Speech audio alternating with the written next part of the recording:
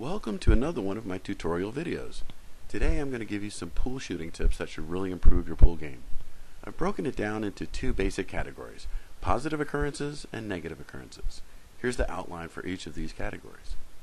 Positive pool shooting occurrences: making your object ball, making other object balls in one shot, can be good or bad, blocking your opponent's pocket, leaving yourself an easy next shot, breaking out your ball clusters, leaving your opponent no shot should you miss, and putting your opponent balls into a cluster.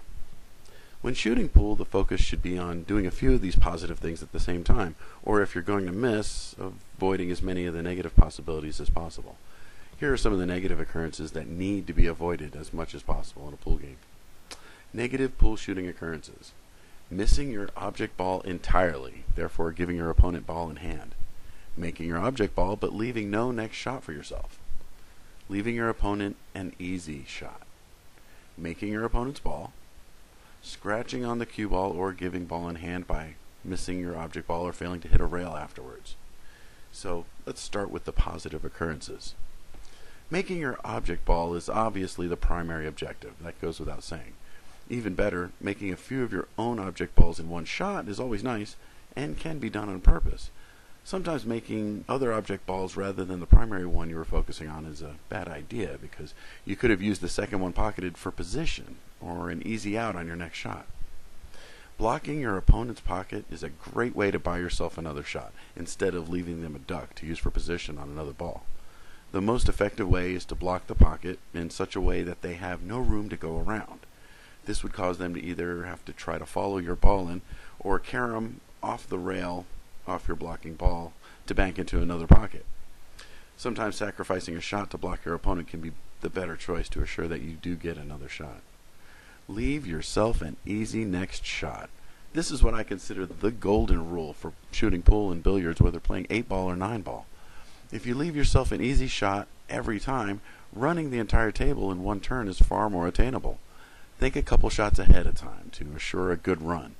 Here, with a little bottom English, I can set up for the next shot, and now hitting lightly gives you a chance on the next, and so on. Break out your ball clusters. I can't emphasize enough how important this can be. Look ahead to think of what angle you need on existing balls to break out the clusters that will be a problem later. Top and bottom English are great tools for breaking up clusters, and in some cases, right and left English can facilitate getting a good breakout as well. Say you have ball in hand, as in this situation. Instead of hitting straight on like this, you could put a bit of an angle on it, and with some top English, you can break out your cluster for some better setups. Use English to your advantage. Leave your opponent no shot. If your opponent has a difficult shot, you have better chances to get another turn. If you hide the cue ball so well that they can't even hit their object ball, you get ball in hand and could run out the table if you played properly. Here's a tip that's commonly overlooked. Leave your opponent's balls in clusters and don't break them out. Also, when you have it, use the opportunity to put your opponent's balls in clusters. This makes it harder for them to make one and assures that you get another shot to run the table. In this case scenario, put bottom English to avoid breaking out the stripes, like so. Let's focus on some of the negative occurrences in pool that need to be avoided. First of all, missing the cue ball entirely. Missing your object ball and gives your opponent ball in hand, therefore giving them a chance to run out.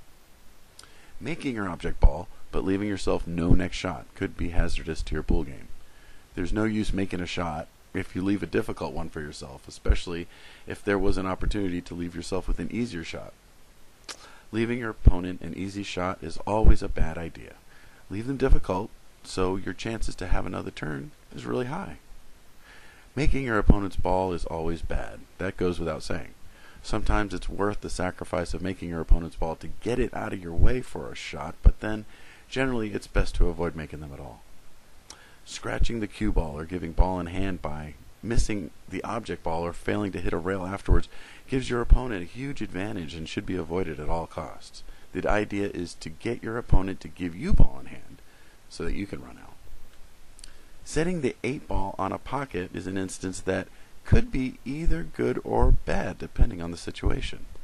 There's a possibility that you could accidentally put the 8-ball in when it's close to the pocket and lose the game, or on the other hand, your opponent could accidentally hit the 8-ball in early as well. Also, with the 8-ball in the pocket, it could be an easy out for you or your opponent, depending on who runs out their balls first. Look, anyone can make a shot, but the leave is the most important aspect. If you leave yourself no shot, or you leave your opponent an easy shot, you lose any possible advantage you might have had at winning. Be sure to hit your object ball. Giving your opponent ball in hand gives them a huge advantage to run their balls out. If you're going to miss, leave your opponent difficult. If they don't hit their ball and give you ball in hand, chances are you can run out if you play them properly. It's about making it easy for yourself by using your English effectively. Leave yourself easy shots, break out the clusters, follow through, take your time, feel your angles, and try to hit soft generally, unless you really need to hit hard for position or to break something else out. I find that hitting shots softly not only ensures your accuracy, but it allows you to have a better idea exactly where that cue ball will land, and therefore making it easy to set up for your next shot. Final tip of the day: if you can't cut a shot, bank it. But if you can cut it, chances are you'll make it and have better ball control rather than if you tried to bank. Hope you enjoyed my pool shooting tips tutorial video. Subscribe for more tutorials. Thanks for watching, and comment below.